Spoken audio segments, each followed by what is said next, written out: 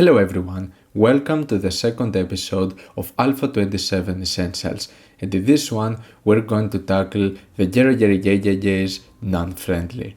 The Gerogerigegege, apart from being a weird and funny name to try and pronounce, it's definitely one of the weirdest and most eclectic projects that I personally know of. Trying to dig into their discography from back in 1985, it's really all over the place and you'd be surprised at how dense and varied it is.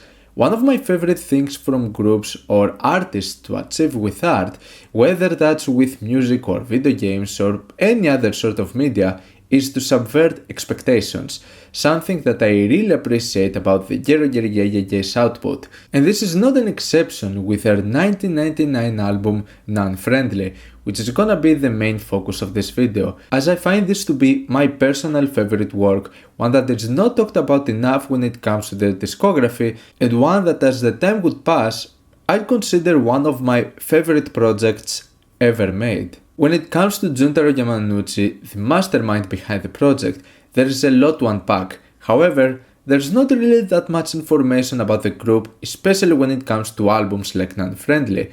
Interestingly enough though, the Gerogerigegege is one of the most recognized groups in the Japanese scene, although the main projects that would be their most well known are the ones that go into directions of noisecore and just pretty intense hardcore punk.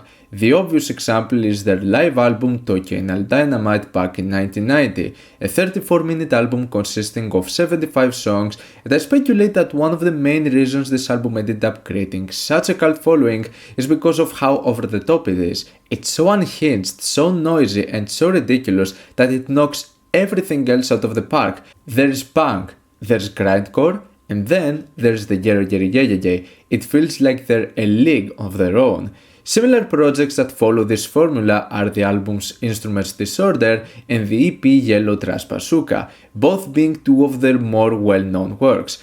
Digging deeper though, you'd see that they have experimented with even more outlandish concepts. The way they approach music, art, performances has been really fascinating for me, and I guess this is why they have managed to create such a cult following. Because there's something really intriguing about the way they approach art and how they deviate from the norm. I mean, one of their quotes is, "Fuck compose, fuck melody, dedicated to no one, thanks to no one, art is over." This attitude towards their works and what they create is something that is certainly part of their appeal.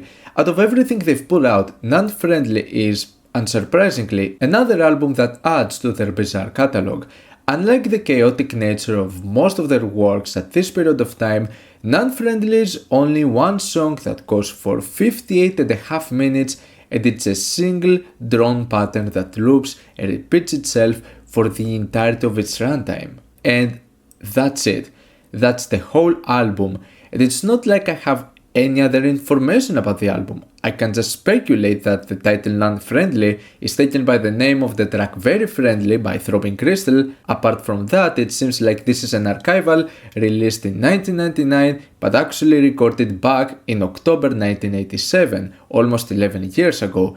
This is very interesting as when it comes to drone releases, I don't think that we've gotten many stuff like this in this period of time. It is an extremely minimal track that, despite being soothing, it's also actually kinda noisy, and the soundscapes have this industrial feel to them, as if the sounds are coming from a factory or something.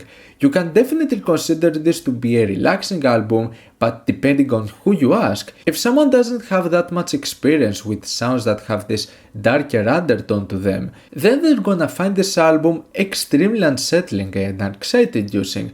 I'm telling you this because I know people who got this feeling when listening to the project.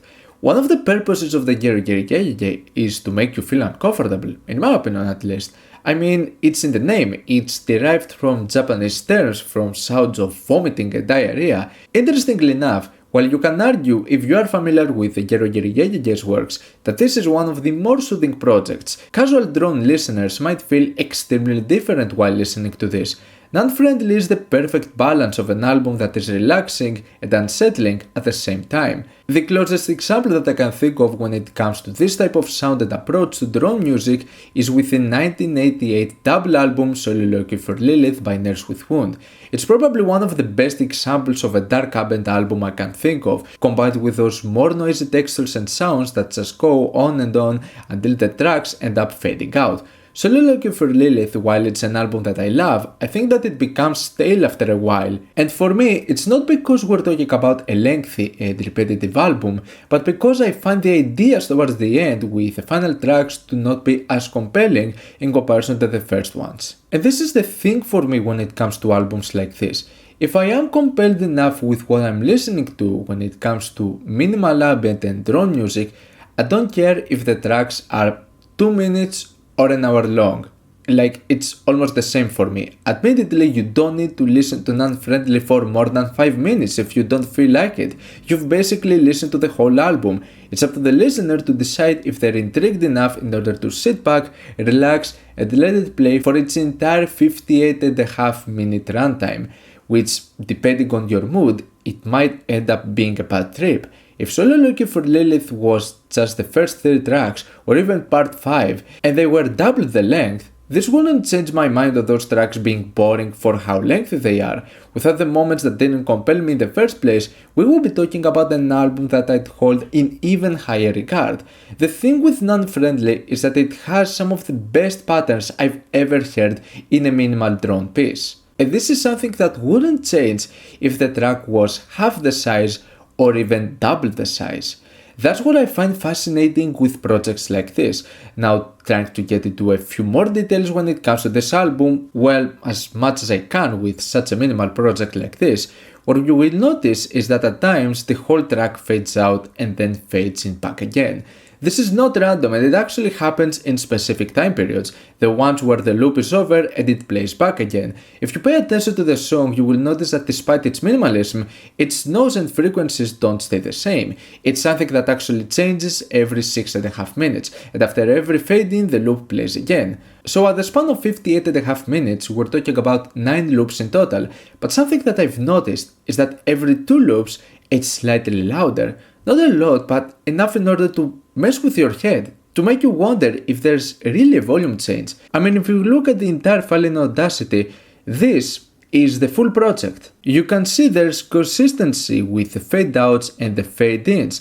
This is where the track constantly loops. And if we look at the patterns 2, 4, 6, and 8, you will notice that there are a few peaks, especially when it comes to the right channel in comparison to like those ones. As you can see, there's a little bit of a difference. And even when it comes to like the left channel, you will see that this one is a little bit more full in comparison to like these ones. Also, the fact that the entire track is louder on the left channel in comparison to the right is pretty interesting. Even when it comes to panning, they said, fuck it, let's just make the entire left channel to be a little bit louder just to mess with everyone. And to cap this all off, this album doesn't even end in a smooth way.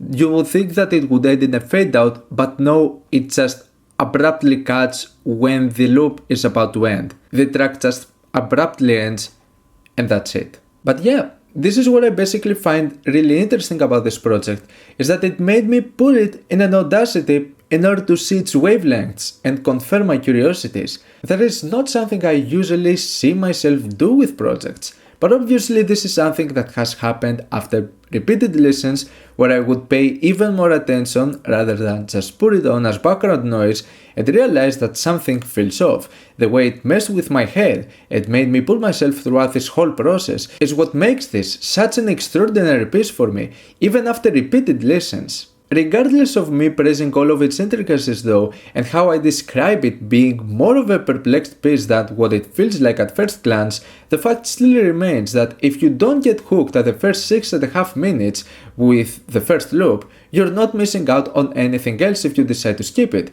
When it comes to minimal, ambient and drone pieces, it's a bit of a different process on how you criticize them and how you feel about them. It's more about the experience and whether it gets you in the mood in order to just let it flow.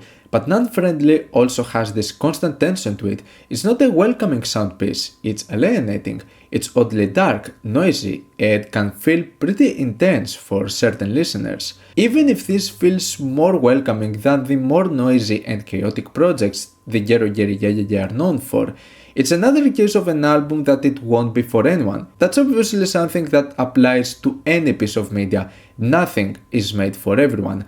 But Jotaro Yamanouchi's disturbing outputs seems like they have as an objective to pull off as many groups of music listeners as possible, with only a selective few appreciating what the Gerogerigegege have achieved in the underground music scene. You would think that non-friendly would be an exception to this. After all, it's not like the Gerogerigegege have an identity as to what they really play. One of the group's strengths is that you don't know what to expect with every release they put out, but even if Non-Friendly seems like one of the most welcoming projects they put out, it's possibly one of their most overlooked albums. And on the contrary, take The Crescendo for example, one of the more well-known recent Gerogerigegege releases, which I once again really appreciate for being something different in their catalog, even if it's not one of my personal favorites. It succeeds on making a soothing field recordings album that can resonate with more groups of people. Non-Friendly, on the other hand, is deceivingly off-putting, whether that's because of its length, or its repetition, or another reason that I might not know of or doesn't come to mind. When it comes to the Gerogerigegege, it's still surprising to me that they're one of the most well-known Japanese groups. Even outside of noise communities, people might recognize the name. I guess the main reason is because some of their outputs have been so ridiculous and so over the top, especially for their time period, that it's impossible to go unnoticed. And I assume that this ridiculousness is something that some people see as a joke and not something to be taken seriously, which sort of diminishes what I personally believe is one of the most revolutionary musical outputs of our generation. I truly believe that, I truly mean it, even if Jotaro Yamanouchi himself might not agree with this statement. I actually don't like many of their works, but few projects have fascinated me in the way they approach art, like the Gerogerigegege, from Showa to Instruments Disorder to Moe Nai High to albums like Hell Driver and of course Non-Friendly. I mean, if you really think about it, what a wild catalog. This album right here has been pressed on CD once back in '99 and it has never been repressed ever since. And I don't know if we'll ever see this day happening, unfortunately. To this day, there's no other album in the scene that I find it to be as captivating as this. It can serve as background noise, but it's also tense and mysterious. There's something weirdly haunting and eerie about this album, especially tied with all of the background of Jotaro Yamanouchi, from the album cover that it's like a kid's drawing to how refreshing it sounds for its time period. It is the perfect album to let it entrap you in a space of nothingness. Just set your mind free and let it alienate your senses from beginning to end. And that's why for me, Non-Friendly is an essential. Leave a like if you enjoyed the video, subscribe for more content like this. Thank you for watching, and I'll see you all in the next video. Goodbye.